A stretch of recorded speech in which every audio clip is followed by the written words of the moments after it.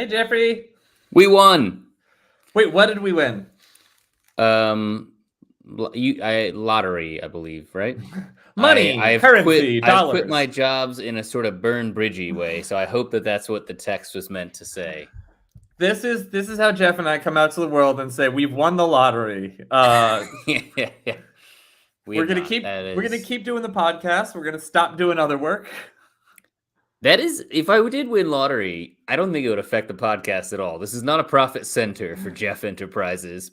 This is a fun center. It'd be Yeah. funny if I stayed working and I was like, but I'm not doing any more fucking podcasts now that I'm wealthy. Yeah. You're like, this is one thing that I am just done with. Jeff, now that I'm rich. Who needs to self-express anymore? Yeah. Look, now that I'm rich, I'm going to stop going to dinners because what am I going to do? Meet a lottery winner there? What am I gonna eat that dinner and just poop it out again? Like, who's got the time? I'm important now. Man, Schuyler. Dude, Speaking that of poop, was. speaking of pooping, So I feel like we should give a little bit of context to the listeners at it's home, the November gym. 29th. It's 2022, year of our Lord. World Cup is a happening. If you're And listening to this, we're time travelers. No. we are, in a way. In a sense, aren't we? We travel through the stream. We use the We are stream. time casters. That sounds like Nickelodeon's like, all right, we need some sort of bullshit, like kid superhero thing, but we don't want to spend a lot of money.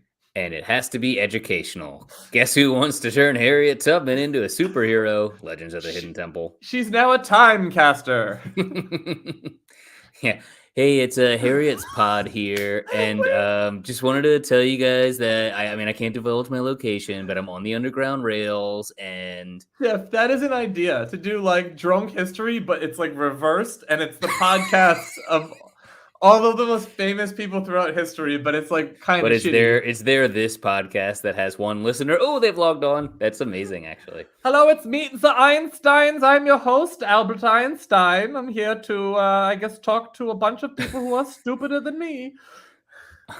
But Fußballspieler. Van Gogh would be a strong choice for an episode because like somebody that spent their entire life in obscurity, he would have a podcast and it would have been real cringy. And a 4chan account. He'd be the only guy that's not anonymous. They'd be like, Van Gogh, we can see it. It's you. I'm sorry, it just lagged a little bit and I missed what you said, which doesn't bode well for your internet connection. Oh no. I am plugged in, Wi-Fi off and everything. The waves have been a little soft today. What was that? I was saying Van Gogh is an incel. Do you think that like the Bible was like one of the first podcasts? Like everything in the Bible is like Godcast? To me, it strikes me as like one of the first like series in that like it really takes a while before it gets going. Like you read some of that early stuff and it's like, all right, we've been covering ham and adultery for like 15 chapters. God, this is the most boring manga that I've ever read. I actually did read Bible manga. Really, like there was this guy. Well, it's not manga. I stretched to make it work, but there's a graphic novel of the Book of Genesis done by R. Crumb. You know him? He was like. Is he the guy who they did the documentary about? As like a comic illustrator? Yeah. So like he did like a ton of like porn in the 70s. I Kill Flies or something like that. Was that the name of the movie? I'm not sure. I actually haven't seen the documentary, but I really like his work, so I should check it out. But I highly recommend the illustrated Book of Genesis. Like, I thought because he's him and because he draws cartoons that are lewd for a living, he would like sort of take the piss out of the Bible, if you will. But he actually kind of did the opposite, and like he drew it like really straight and as understated as possible. But the Bible is so crazy, especially in the Book of Genesis, that you're like, oh my God, this is all just like rape and murder and war and fire and death, and it's wild. That's like 19 great segues to talk about the World Cup in Qatar. I was gonna say it's almost as many deaths as Qatar. Oh, dark, rough, but true. Unfortunately, there's really at the time there were 300 people in the world. So you could kill half of the people, and you're still not even touching these Qatar numbers. It's like I just imagine there's 300 people in the world. You kill half of them, and then I have like a birthday party, and I'm looking around like, where's Brian? Like, yeah. Kyle said he'd come, then he ghosted me. But back then, it meant you become a ghost. I got it. It's where it comes from. So, all right, you said let's establish some context. Today is match day. And instead, we did blasphemy. Hold on. I'm making a new banner. Here we go. Scroll across the bottom. Drop this. This is your last chance. We've given you like a 10-minute buffer zone of spoiler alert here, but we are recording this almost immediately after the USA-Iran massive victory for the United States of America. Oh, I was going to go back further and do like the first match, a painful 1-1 draw with Wales. Could have, should have won. Gave away a late penalty kick from a Miles Robinson challenge. Yeah, Miles Robinson tried to eat Gareth Bale's legs right just inside the 18. He scissored his timbers, man. I'll give him. He really did. I don't even know what you just did with that. I was like, I'm gonna take a pirate expression and like change it a little. But you never heard the like, oh, scissor me timbers or whatever. No, I didn't go to an arts and crafts undergrad, Jeff, like some of us did. I have a finance degree, but go on. Yeah. In artful, crafty finance and bookkeeping, I'm sure. Yeah, the Madoff School of Business. All right, so we tied Wales. Then we came up against the dreaded daddy to our baby sub, England. They're the daddy dom in our country's historical relationship. You know that Bearhalter doesn't use subs, so. Okay, all right. Now we're just starting to repeat the things we saw on Twitter this week. Zing, zing, zing. But we pulled it out. We got a 0-0 draw, but we also got a 0-0 draw in a game that felt like we were the more likely team to score and possibly get a victory there. Yeah.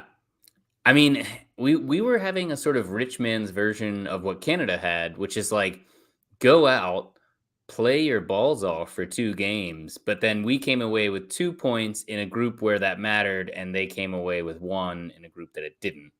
Mm-hmm. But yeah, I mean, wait, who is they? Canada. Sorry, I mentioned. Oh yeah.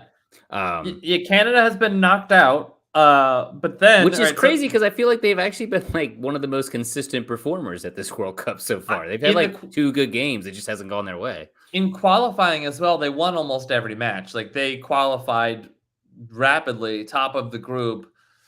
But what can I say? I mean, the USA's got Captain America Christian Pulisic. By the way, today's episode. All right. Today's episode title is "That's America's Ass." If you get the reference. I don't. Avengers. At one point, Captain America comments on another alt universe version of himself who's lying down, and he goes, "That is America's ass," like commenting on his own ass. I'm a solid half dozen Marvel things behind. Oh no, Jeff! All right, so next week on Meet the New Soccer, Schuyler and our new host will talk about the World Cup. Oh man! All right, but so today USA versus Iran. I don't want to say it wrong. Like Tyler Adams did in a press conference and got a bollocking from one of the Iranian reporters. We're gonna talk about that press conference, right? That was something. It was something. This felt like out of like Rocky doing an interview before taking on Ivan Drago in Russia vibes. Yeah. But we had 2 points from 2 draws. The rest of the group was England had 4 points and was likely to move on, except in the event of Wales beating them like 5-0 or something insane that was never going to happen. Then Iran had lost the first match to England 6-2, but then pulled out a win against Wales, a team we couldn't beat. And suddenly Iran was sitting on 3 points, and only a draw would have seen Iran move on into the next round. Do we want to talk at all about like the Iran team? I think we may have hinted at it in a previous episode. I mean, I think there's a lot to talk about with that. So yes, I don't even know which specific subject. The one thing that I will say is that I was expecting a much more Mourinho-esque performance from them in the sense that I really thought that they were going to sit back with all 11 guys behind the ball, pretty much the entire game and maybe try to catch us on the break a few times. But for the most part, to their credit, they didn't play a cynical, pragmatic game. I feel like they came out and I I don't don't know. fully agree. I don't think they went full hold on to your ass, 11 men behind the ball, but they had 9 men behind the ball. Like they were trying to break with 2 forwards. Yeah. And Yeah. it didn't, except for maybe a few half moments Well, but after. I mean, if you have 2 forwards, and I think that they had guys in midfield, they weren't sitting in the box. Like, to me, they were playing like some, I don't know, some tactician's gonna correct me on this, but more Was or it man less a marking? 4-4-2. You know what I mean? Which is like a relatively conservative 4-4-2, but it wasn't like I've seen more conservative games than that in the middle of the Premier League season. You know what I mean? Whereas like all they had to do, like if they all just stood in front of the goal for 90 minutes, they had a chance, and they didn't do that. So I don't know. I appreciate the sportiness of that. Although the flip side to, in that way, they were very sporting in that they seemed like they were up for a game, even if they played slightly conservative. They were falling all over the pitch tonight, and I get that I'm as biased as it gets, but they had the one in like the 96th minute. They sort of chose to argue for 2 minutes over a penalty that wasn't a penalty instead of continuing to play when that was last chance saloon for them, which is an odd choice for me. But it seemed like there was a lot of that all game of like just and like that kind of falling down, and they got a few of those calls, but they didn't get them when it mattered most, and they didn't capitalize on them, thankfully. So how rare is it to have your team playing against another team that hates you? Hates you. I mean, I can't speak for every person in Iran, but like the storyline is that they hate us. At the very least, right. their government hates our government. Maybe more. Maybe more. That's a good caveat that you just made, because someone just go ahead and repeat everything that I've read on Twitter in the last 24 hours. Like someone sort of compared this to a possible Serbia-Croatia game that could happen in this World Cup, where there you have people where I don't know. I don't think I'm talking out of turn when I say this. Please correct me on if this I'm wrong. podcast, Jeff. Talk out of turn. I would never talk over you, Schuyler, for 10 minutes at a time while drinking red wine. No. I think that there are some countries that like truly, even like Argentina, Brazil on some level, I think the people of those countries have a like legitimate beef with one another. Whereas like, that at goes least back for like the a people of century. America, I think for the most part, they have no opinion or like a relatively high opinion of Irani people. And I think for most Irani people, I think a lot of their beef comes Do you mean more with Iranian? Sorry, Iranian. I'm afraid of doing the Adams thing now. oh, is it not Irani? Is it Iranian? That's right. It's Yeah. Iranian. It's Iranian. I always say the country Listen, right because I used to have a Iranian suite mate in my flat, but it's not like Jeff has built a life with a diplomat. to be fair, not that many diplomats in Tehran these days, so gonna be a while before we're over there. Touche. No, sorry, I interrupted you. But yeah, no, I was just. where's the It narrative feels coming very from? government to government for me, more than like this is not like if Russia had played Ukraine in this World Cup, those are two peoples that have a problem with one another. I mean, even Can you like imagine? England, Wales, there's like Can a you bit of irony to it, but Can you imagine if Russia had qualified and Ukraine had qualified and they were in the same group? Like, can you imagine that? yeah. I mean, it's wild to think now, like, because Ukraine rather, was very, very close to qualifying In our in this group. group. You know what I Yeah. mean? They had beaten Scotland, I believe, if the memory They serves, lost and they then lost to Wales. they lost to Wales, and that was the only. They were a couple goals away. So unfortunate that they didn't make it. Gareth Bale just ruins people's lives. I will say, man, I'm just full of points that other people made that I found compelling. But a point that someone else made, I believe it was an announcer, is like, this World Cup gets pushed back 4 months. And it seems like there's a lot of players, in some cases, there are entire teams that are like Or a out of year season. or two past it. Gareth Bale's one of them. Ramsey's one of them. Within Oh, that you're saying Wales. versus another 4-year period to wait for new players to be blooded in. Because if this had been last summer, it still would have been Bale. Well, yeah, that's exactly what I'm saying, though, is that like, for some of these players, does the 4 months, how much does that 4 months matter? It would be interesting to see the infographic of all the players that were probable to make their World Cup team that got injured in that time span. And then even just the dip in form. Like, I feel like the entire Belgium squad was a lot better 6 months ago than they are now. And it makes you wonder how much of an effect the time had. We've talked a lot about the seasons and sort of how it affects the calendar of play within your club teams, but just the added 4 months to your life that's not insignificant. Well, they're not living longer, Jeff. The World Cup's been delayed, so I can't die. I was born to play in this tournament. I do weirdly think that Bale will continue to look exactly how he does now for the rest of his life. Quote me on that. Like a dad with a man bun? Like a guy who's a little bit too old, but is also taking care of himself, playing golf 36 holes a day. His knees have been relatively undamaged by a football career. It's the golf that got him. Yeah, his left arm is jacked up. I think you make a great point from like the inconsistency is the important part. If everyone was put through the same like rushed preparation or prolonged preparation, I feel like it's level playing field. Some teams only flew into like their team camp like 5-6 days before the first match, and some teams were together for 2+ weeks.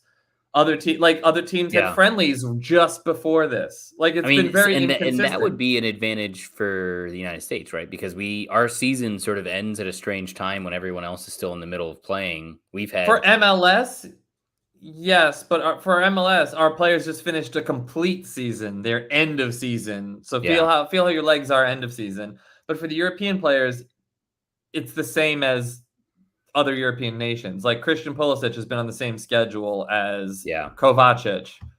Well, and for the European players in the other sense of those that play for European countries and also play European football, they also just finished the Euro. They didn't have an off season. You mean a year ago? Oh, well, but that I don't think that counts because they did just have a summer because the World Cup was in the winter. Yeah, I don't know. I do think they got their first summer off in years. Yeah, I guess in that case they do, but I think those things do add up, though. That's all I'm saying. Jeff, when you're making things up and I'm making things up, whoever talks loudest and last was right. I am so loud. No.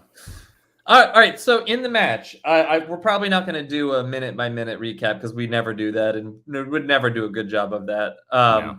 What are moments that you remember, like first half moments that you remember, perhaps?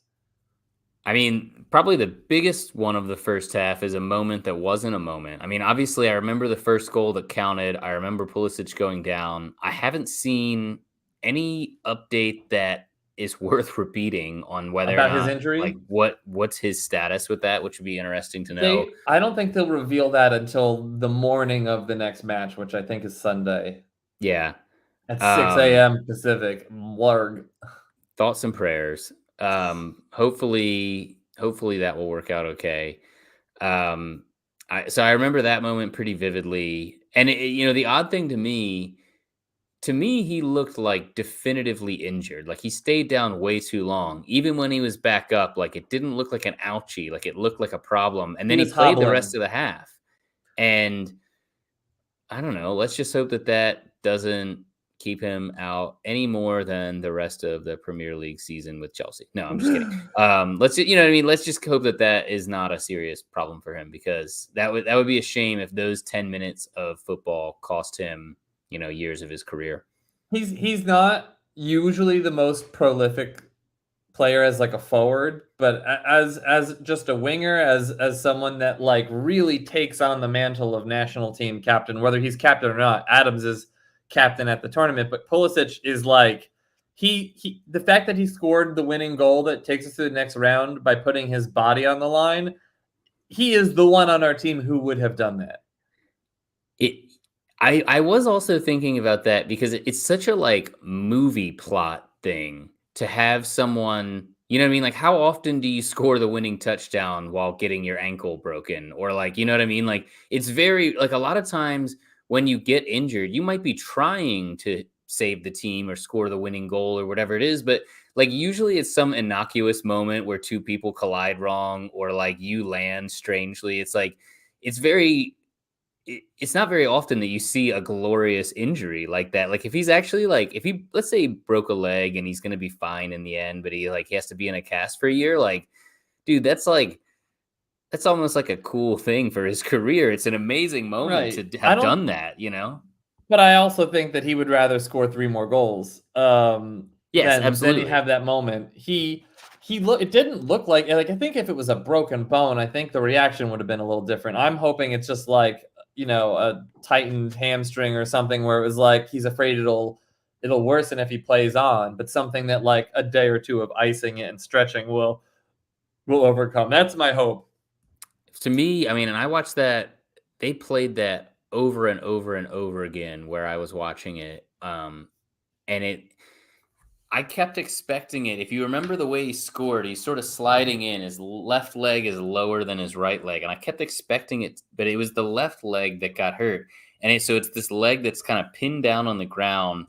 And that's the one that collides with the Iranian goalkeeper. And I would not be at all surprised to find out that it was like a bone bruise or something like that, where, I mean, it was just a really solid, like it was just, it was a very strong, fast guy's knee going in at full speed to your leg that can't move. Was it the goalie that took him out or was it a defender? No, it was weird. Like the way it happened is, I wouldn't even say the goalie took him out. It was like, he just sort of followed through and they ended up coming together. Like there wasn't a foul on either of them, in my opinion, but. All right. So that goal, incredible. I screamed yes. I texted yes to like 25 people who probably won't want to talk to me anymore. Or that happened. Was it the second half that we scored the No, goal? it was right before the break. Okay. Which, when you think about that, what a different game, what a different stress level I would have had in the second half had that been 2-0.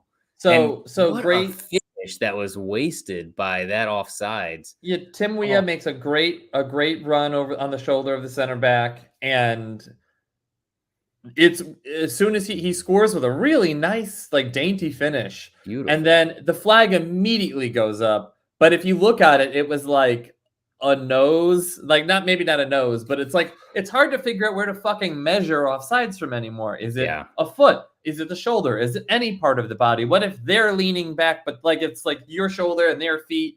Like, does shoulder beat feet? It's like, is it a rock paper scissors scenario? Like, how do you know?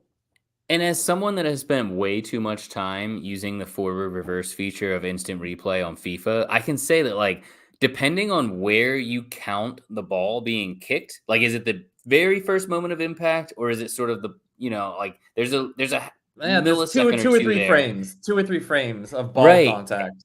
And I think like this was close enough that would have affected it too. And so like that's one issue that I have with this sort of like 3D animated VAR graphics we've been seeing at this World Cup is you don't have any context for where they're sort of starting and stopping the tape. And I think that matters. No one ever talks about that except me, so I must be wrong, but it really annoys me. But also the graphics they're throwing up, one, it's not the actual photo, it's a mannequin. It's a 3D mannequin.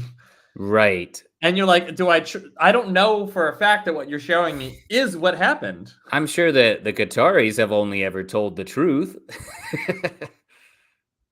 Actually, they're Qataranians. Sorry, I'm just being Qatar. I think that's how you're supposed to say it, right? Qatar. Yeah, but honestly, all right. So like we need to bring up that press conference. Let's just finish the stupid match that's in the way of talking about the press conference. Yeah. Got to get to these press conferences, baby.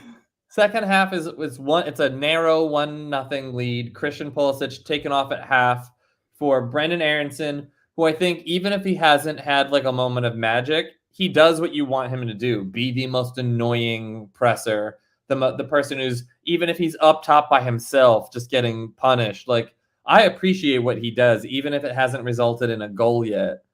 Absolutely. And he does it for Leeds. There's some little part of me that wonders if that was at all a tactical decision or a sort of horse trading thing from Berhalter, where it's like, okay, Yeah, Pulisic is like our guy. He's in the starting 11, but if he's slightly diminished because he's taken this knock, and we want to be a little bit careful because now we have an opportunity to go as far as the United States men's national team has ever gone by winning one more game, then maybe we take him off and put on this guy who's really going to help us protect that lead by running 1,000,000 miles an hour and being in everyone's grill. I don't know. Like there's a little I'm using that as copium to say maybe Pulisic isn't that hurt and maybe Aronson's very good. I think it could be both. Yeah. But here's all right. So we've got to talk about it. So let's talk about it. So when Pulisic gets hurt, you know where my brain goes for what sub I feel like Greg Berhalter could be making. Giovanni Reyna. Yeah. The best player in our whole talent pool has played 10 minutes. This whole I honestly World Cup. I don't even remember them. Like there was a little part of me that like had to think of like, wait, has he played in this? It was World the Cup? last 10 minutes of England. He didn't see the pitch against Wales, I don't think. Maybe I could be fucking this up, but I'm pretty sure he was on for 10 minutes, and I thought, okay, maybe he's in line to like play a half hour or start. Like, did he shit in Berhalter's hotel bed? Like, how else could you explain leaving all of that talent on the bench in a game where you've got 5 subs every match?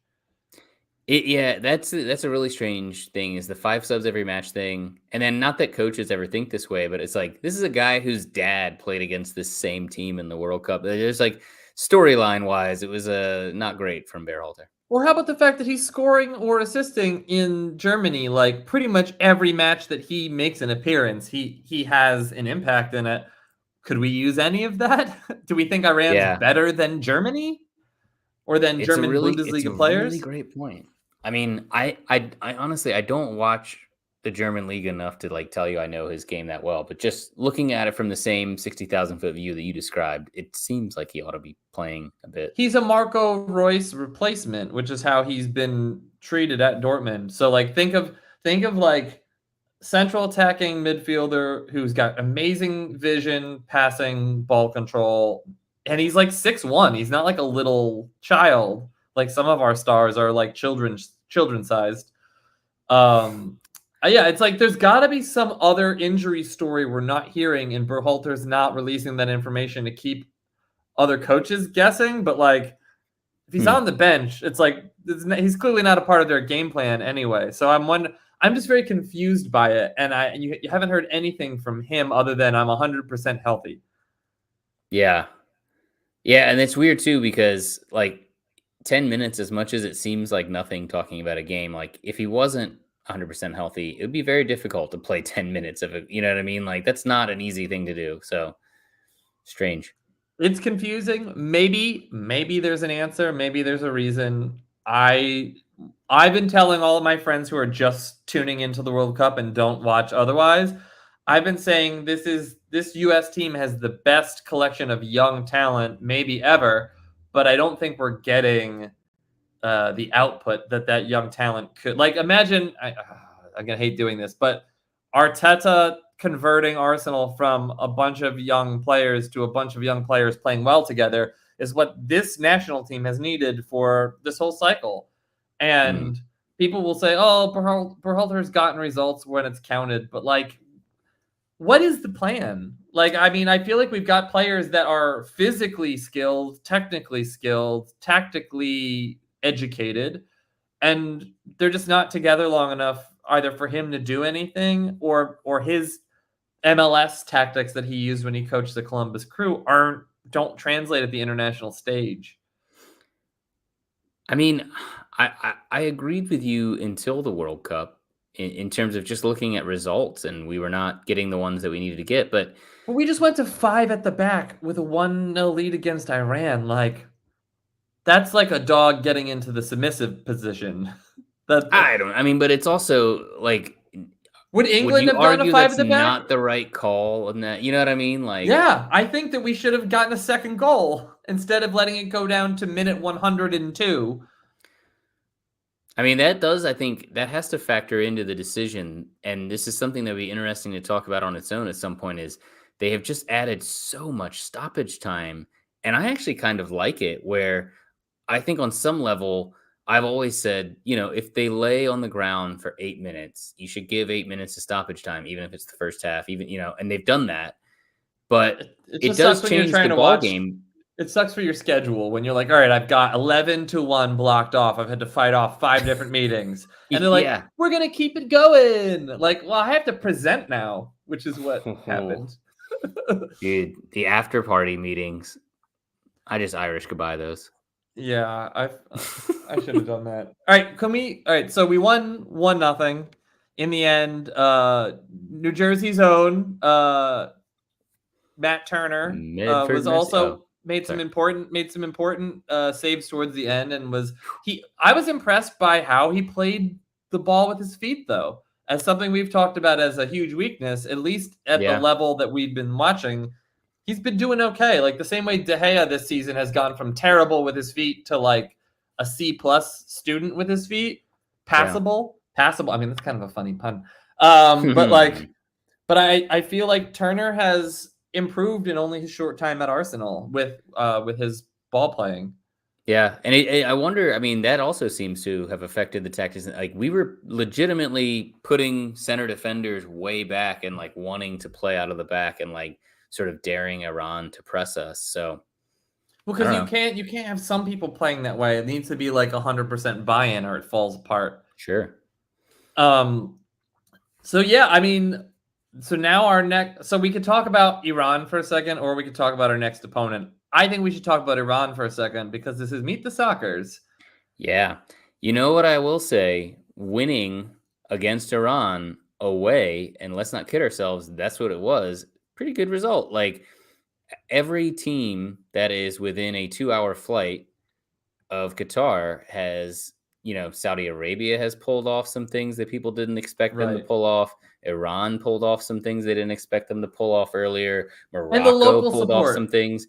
The local support, the people who are actually attending these matches, which are largely people that are within an hour or two flight. Like if you look at so many of the different matches, you'll see the national kit is on, let's just say, a large body of people that are clearly not from that country, like paid seat fillers, like they do with the Oscars or the Emmys or any other big show that's all about appearances. Like, I think if they spent 100 billion making this World Cup and 7,000 people die, and then televised matches are like 60-70% full stadiums, I think that's embarrassing for the people that's maybe one of the only ways you can embarrass the people that have hosted this tournament. But as a result, I think every match, when you're hearing the cheering, it's very pro other Arab or Muslim nations. Yeah.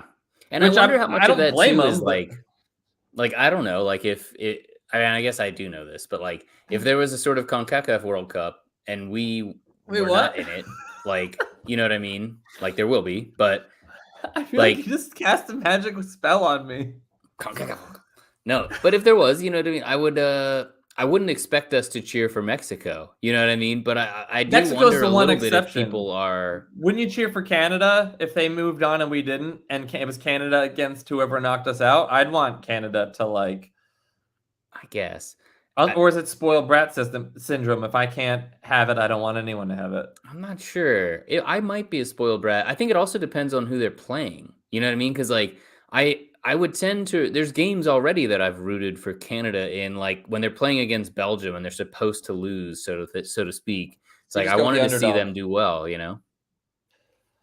I think Mexico is the one exception where I would cheer for like Costa Rica. I would root for Al Qaeda against Mexico's soccer team. Yeah.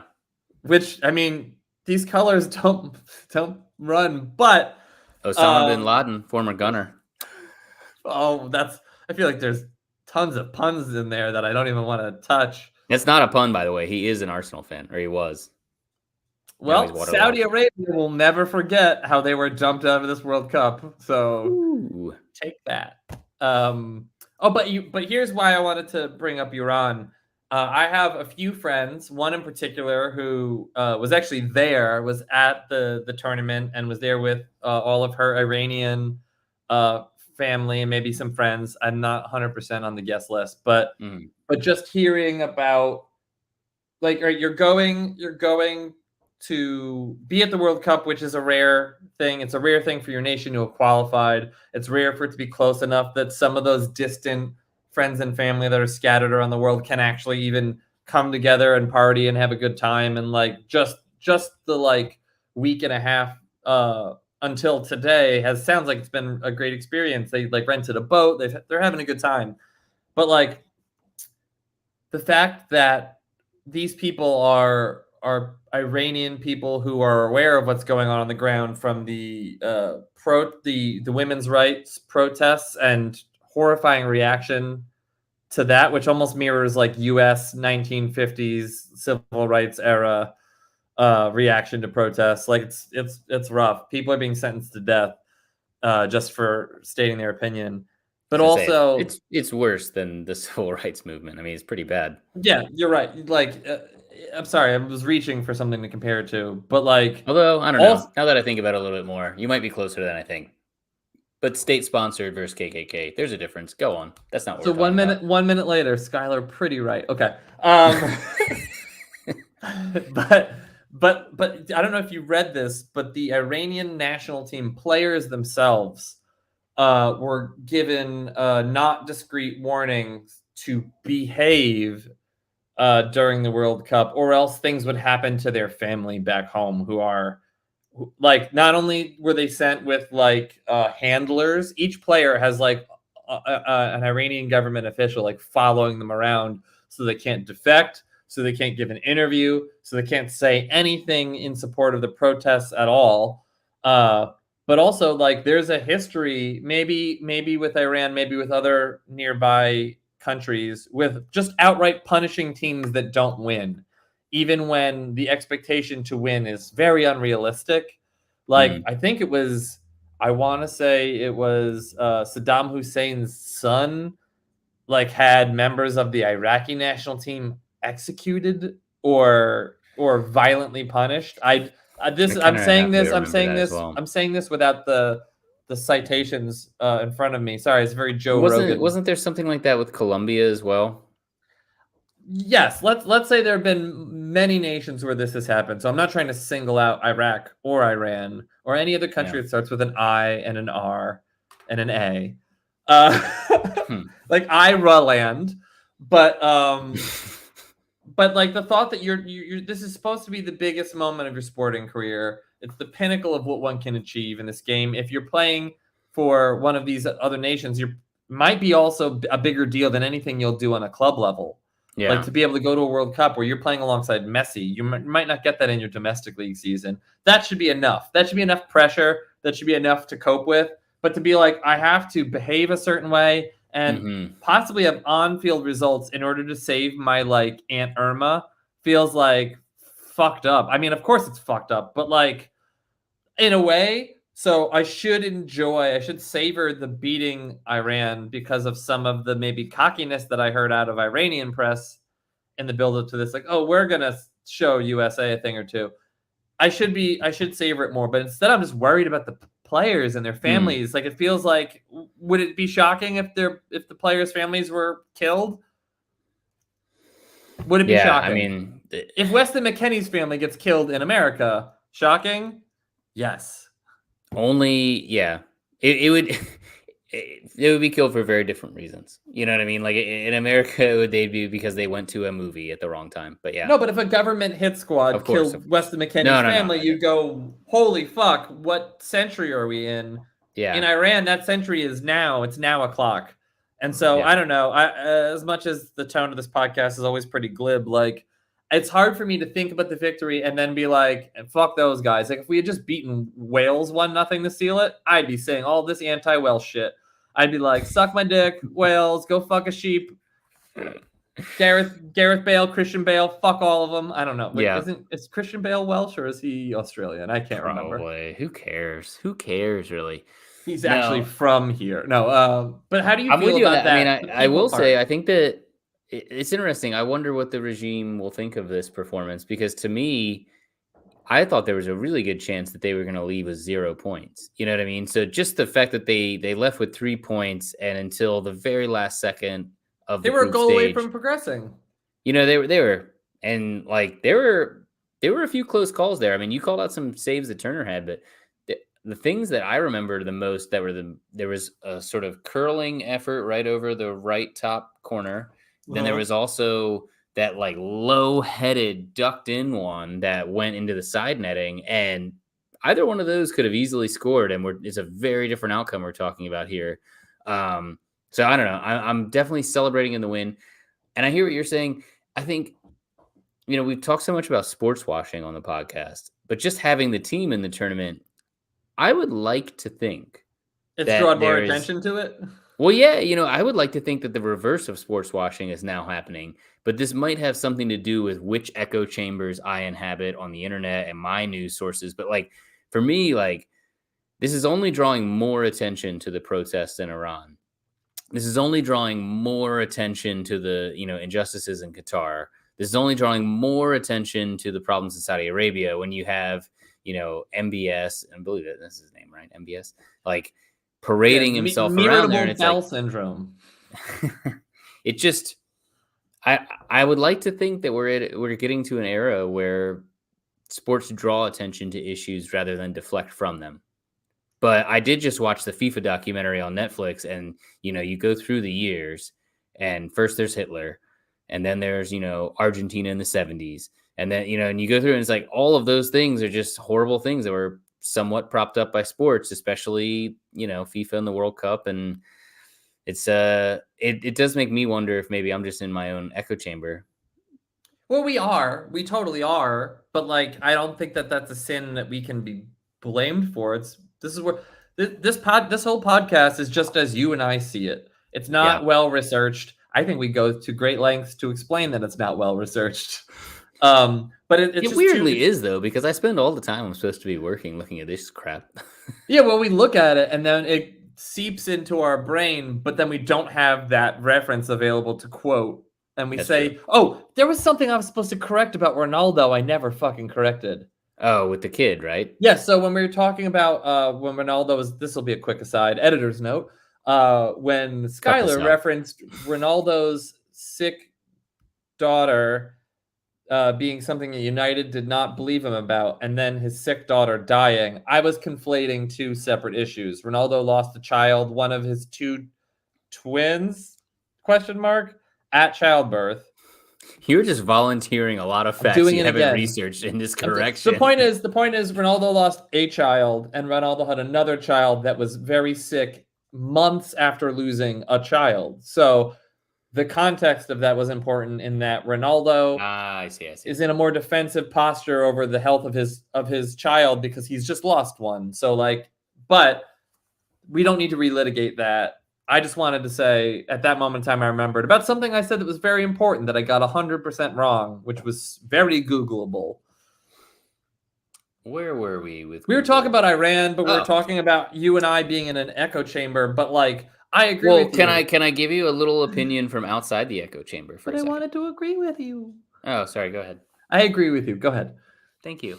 I was going to say that I have a friend who I've gone to some Arsenal games with here in London. It's a new friend. So a shitty friend. Okay, go on. He's an awesome friend. He's actually more of a soccer fan than an Arsenal fan, and he got an Arsenal membership because he also recently moved to London and just wanted to see some games, and that has been difficult to do, man. I tell you. Anyway, he is at the World Cup right now, and he's texted me a little bit about it. After Saudi upset Argentina, he sent me videos from inside the stadium of people like singing and sad Argentinian fans, and it was pretty funny. But I just kept waiting. I was probing at him, expecting like a horror story, which I think on some level speaks to who he is as a person. He's like an ex-Marine, and he's like a pretty like power of positive thinking guy from what I can tell. Like he's a family man, and like he's not one to like wallow in misery, which is probably why we've never had him on the podcast. But like, I feel like if you had gone to the World Cup, you would have found something dystopian to tell me about. You know what I mean? Like, or else you would have known that I've been disappointed. Like it would be like shopping for any other gift while traveling. But like talking to him, no matter what question I asked him, no matter what, like I just kept expecting to find like at least like weird traffic hangups or like, confiscated $20 beers on the concourse of the stadium or whatever they are. And he said nothing. And he's like, no, it's great. Like, there's like a bunch of cool places to party, and like the games have been really fun. And like, I mean, you look at people in the stands, and obviously, this is not a slice of it. This is They've selected spent by cameramen and directors, but people seem to be having a good time. It's like every other World Cup. You know what I mean? Like, well, Jeff, you and I aren't there.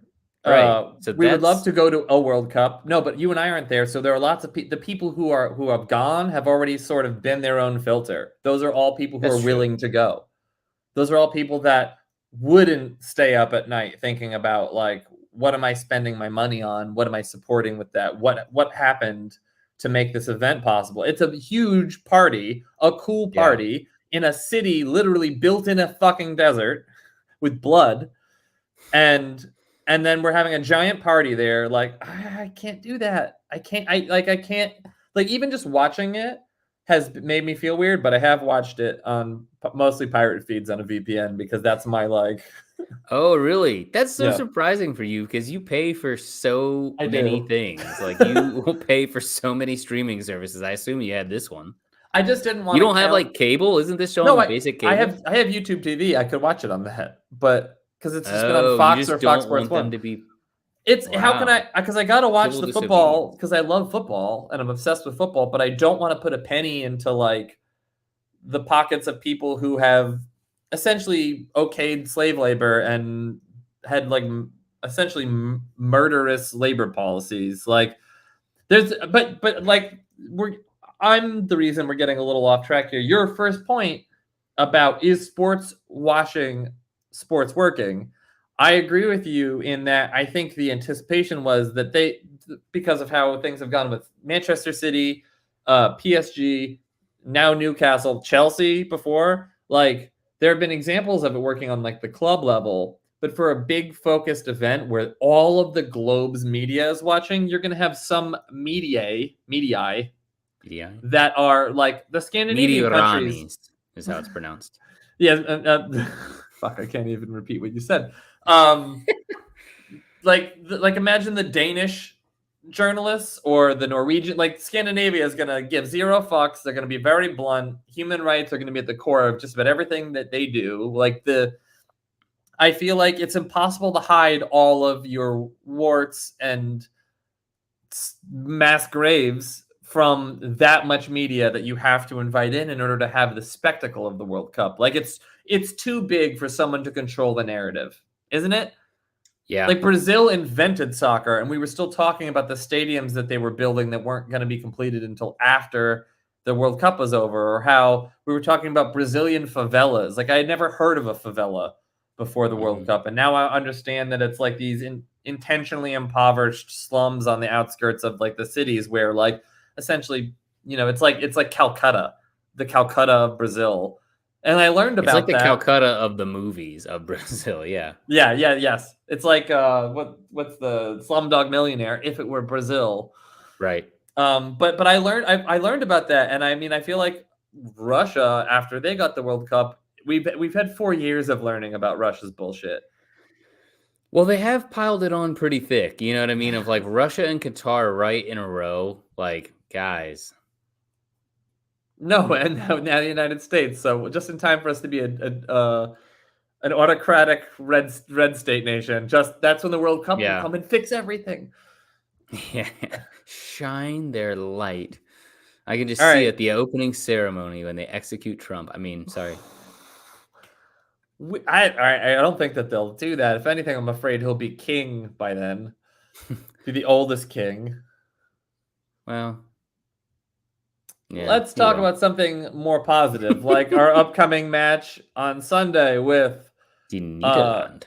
The Netherlands. Louis van Gaal's sexually charged Orange Army. Louis van Gaal, inventor of sex masochismo, if you remember correctly. Louis van Gaal, seducer of his old wife. Yeah, what was it? He was recently talking about what was he saying about banging his wife? Like, good for him. Though. It was something like very innocuous of like, oh, so wait, are we going to like the lunch or the photo shoot after this? And he's like, I'd like to go to the hotel room with this one, if you know what I mean, for the sex.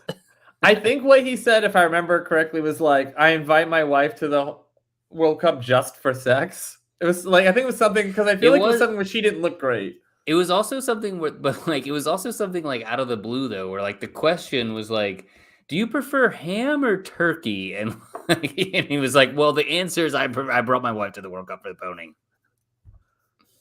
All right, I looked it up. By the way, I Googled Louis van Gaal World Cup sex, which was a risky Google. That's a very risky, yeah. Safe search off, my friend. So Van Gaal has been married to second wife Truus for 14 years. He called the truce. Was delighted to see her turn up as he put his squad through a warm-down training session following the 2-0 win over Senegal. He then proceeded to inquire if she wanted to return with him to the team hotel so we can make whippin'. And whippin' is Dutch slang for sex, which means to go up and down. Then Van Gaal realized he was being filmed. Oh, wow. So it wasn't in an interview. Because when I saw, I guess like you always assume people know that they're on camera, especially like somebody like that who's like quasi famous. So I just thought like, oh, is he like him? Is this like hamming being flirty it on camera? Yeah, like no, it was a training session, so he didn't realize he was on.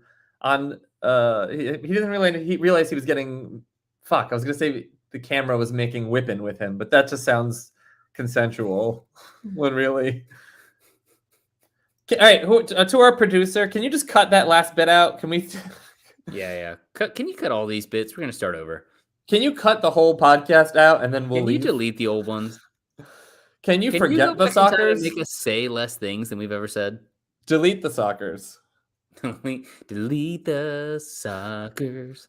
Skylar and Jeff don't know how to shut up. All right, do you want to do our last topic? No, we didn't even talk about the Dutch. We just talked about Louis van Gaal. I was gonna say we've talked about Vippen, but other than that, all right. I mean, I don't know what to make of this Dutch team. They to me, like, obviously they're such World Cup royalty that you have to respect them, and obviously they have some fantastic players too. But it's not. I don't know. This isn't the Netherlands of 10, 20, 30, 40 years ago, right? Like. Frankie de Jong, right? Maybe Frankie de Jong can dribble through our whole midfield like that. There are some of their players have just like S-class individual traits that will be hard to contain. Mm-hmm. And like I'm not even sure of the whole roster. So let's look up Netherlands world. This is when we do our research during the show.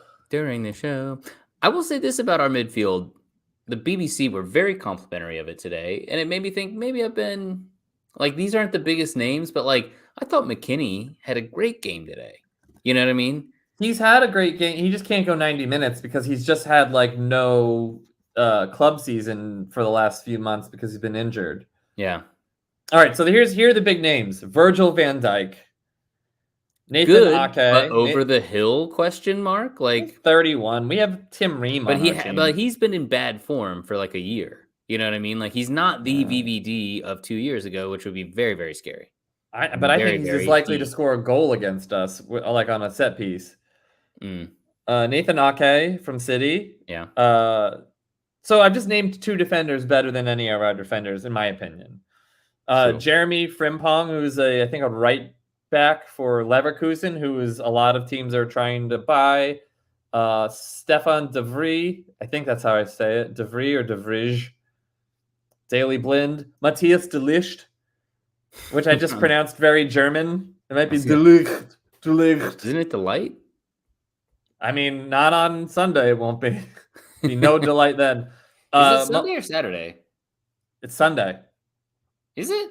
That's what I was just told. USA versus Netherlands. If it's Saturday, I can actually. I think it's. It says it's December 3rd, 7 a.m. Yeah. On Saturday.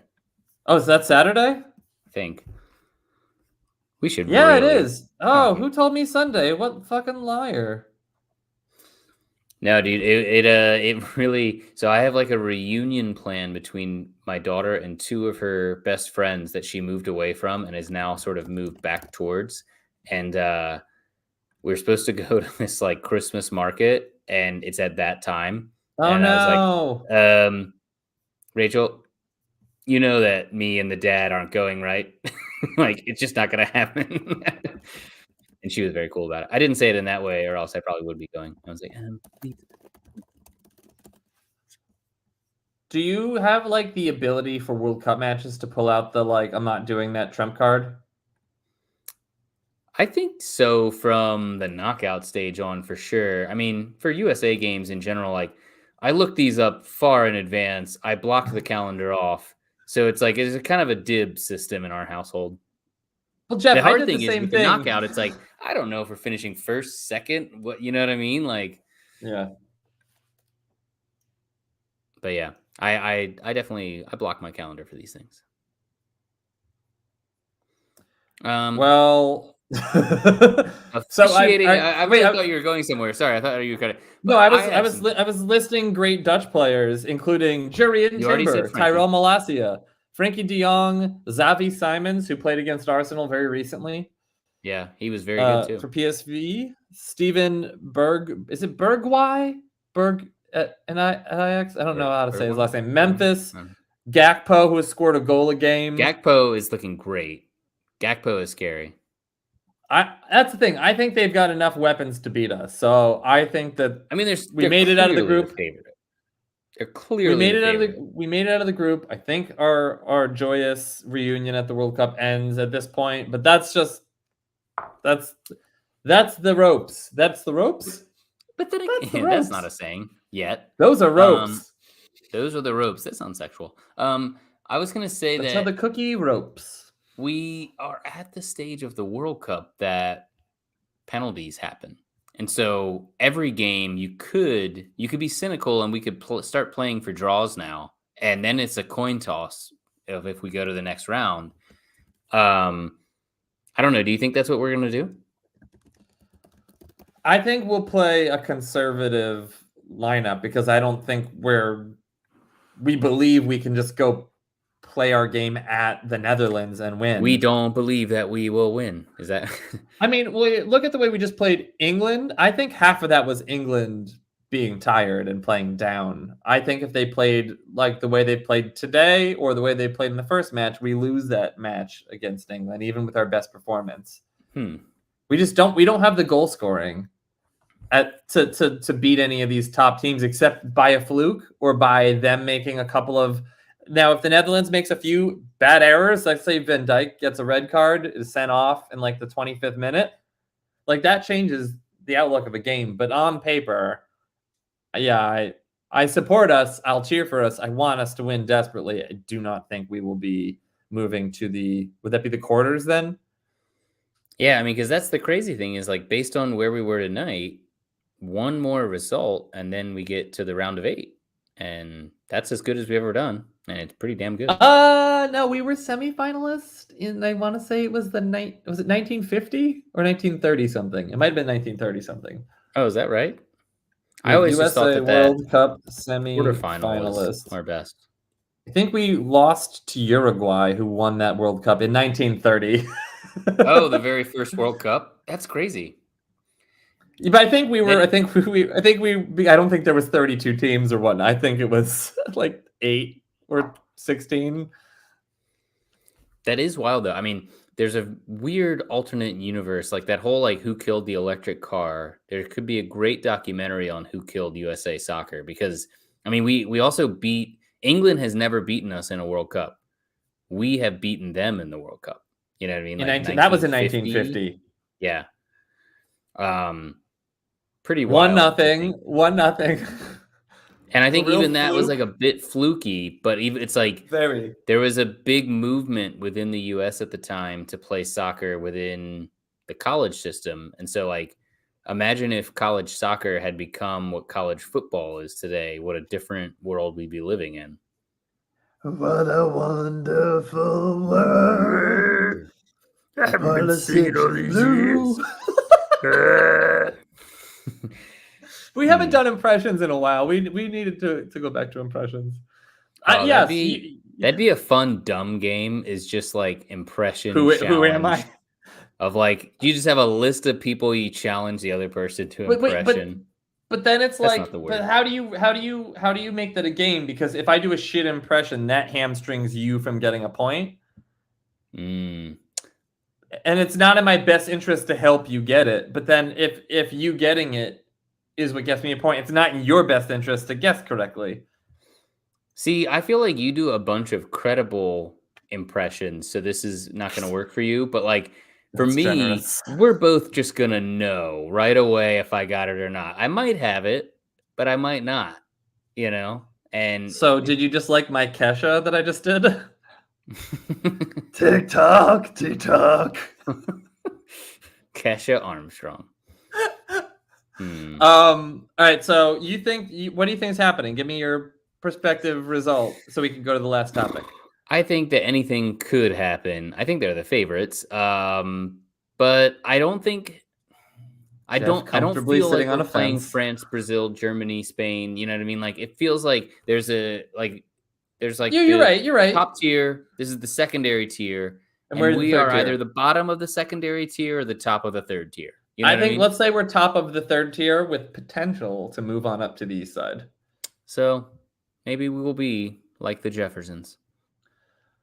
I mean, I would like to agree with you. I'm just going to go with low expectations. So if anything happens, even pushing them the extra time, I will be beyond Thunderdome about that. What you talking about, Willis? Sorry, I decided to do that impression a long time ago. I was just waiting for it because we talked about the Jeffersons. This is the best Britney Spears that I've ever heard. Yes. Down. What you talking about, Willis? I have to know.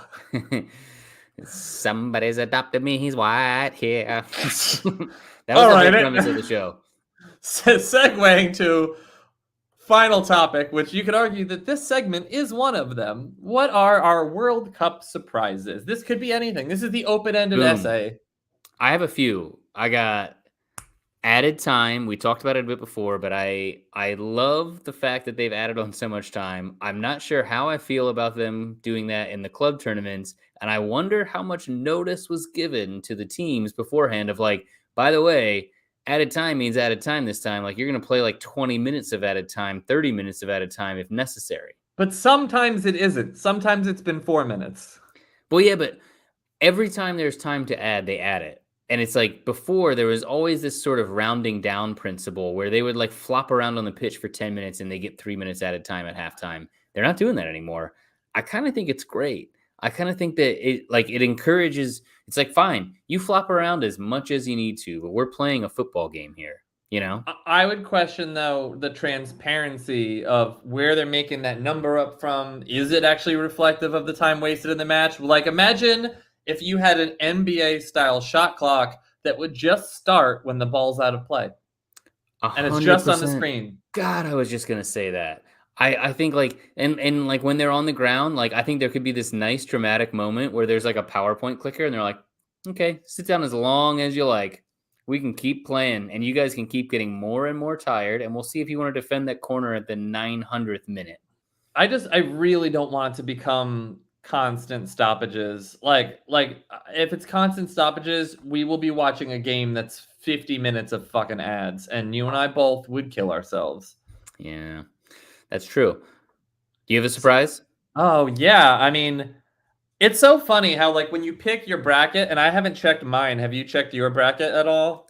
I was in first place recently. Having said that, I probably just jinxed it. Wait, first place of our, like, 2-person group? Of our, I think it's like 4 people. I think it's like the 1930 World Cup, my friend, where I made the semifinals out of 4. Let's see, leaderboard. You still are. You have the same amount of points as Chris. You both have 12 points, and I am... Okay. 2 points behind you, and Harding is 2 points behind you. So it still feels like it's pretty open. Wow. Since there's lots of points for the knockout round that we haven't picked yet. Oh, yeah. But we got to do that. We've got to do our... Oh, we do now. Like very soon. I guess that's a weird one because we don't get a lot of time to pick those, do we? Because like... Yeah, I got to... We're playing Saturday. I guess Friday would be the beginning of the knockout rounds. I don't know. Anyway, another surprise. Wait, was that going to be your surprise?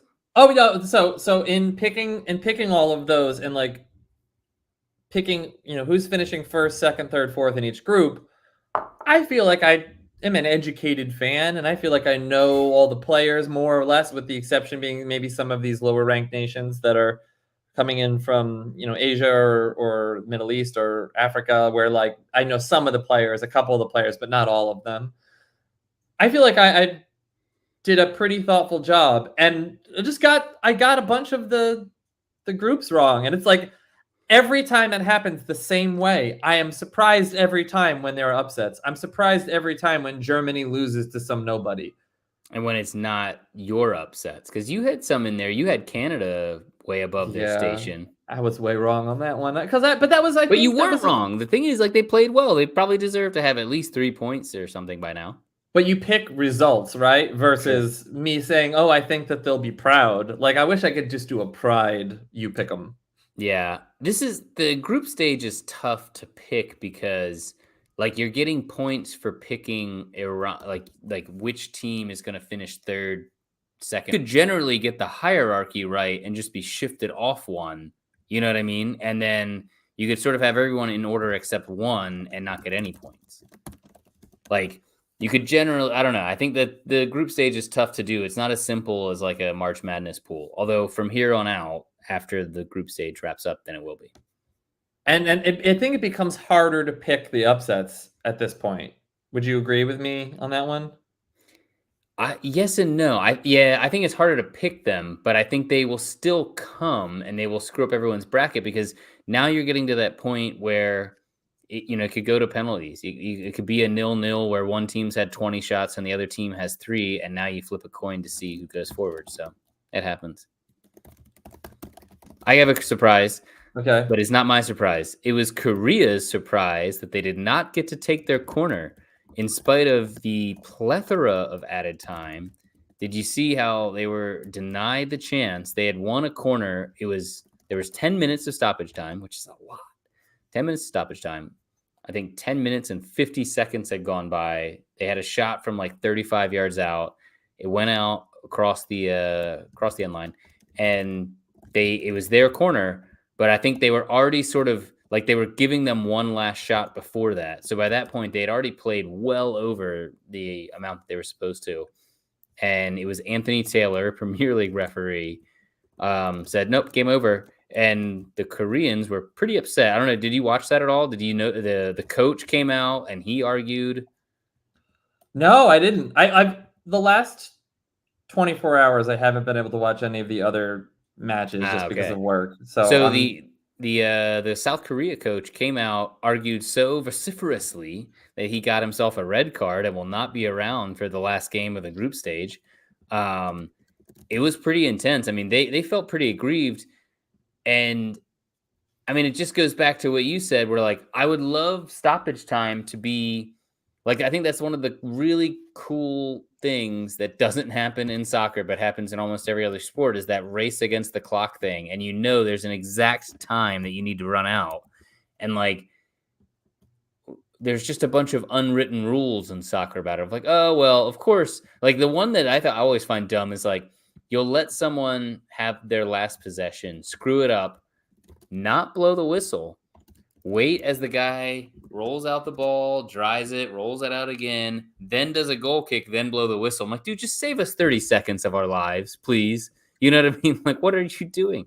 But they didn't let Korea have it. I thought it was fair because I don't think there was enough stoppage time to, they'd already given you 10 minutes and it's like 11 minutes now, so it's over. But I think there's no consistency with that, so I get why they felt aggrieved by it.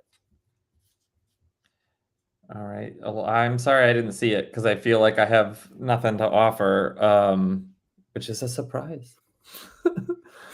All right. Are we gonna do another one of these bad boys after the Netherlands match? Do you think?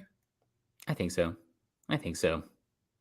All right. Well, it's time. I haven't won lottery. I don't get to quit this podcast yet. I I got to keep doing this thing. You're on the podcast. You're on this podcast, which means you've done the opposite of winning the lottery in your life.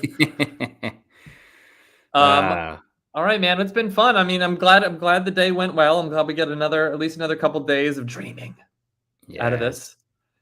I think that's a good showing. I mean, we missed the last World Cup, and now we're through the group stages. With the second youngest team in the tournament, and if we didn't have a 35-year-old Tim Ream, it would have been the youngest team at the tournament. And we've got, think about this, that those European talent pipelines for youth players, for U.S. youth players, are open now. We'll be finding new names out every year until the next World Cup. I'm curious as to what that side will look like. Yeah. 4 years is just such a long time, isn't it? I mean, 3.5, man. We've already waited half a year. That's a good point. I mean, but still, 3.5 years. There's a kid that's 16-year-old right now that we have not heard of. Who'll be on the bench. And we will be, I mean, you never know, though, because if it's Pulisic, at that age, he was ready. He'll be sitting on the bench next to Gio Reyna, who will still be wondering why he's not playing.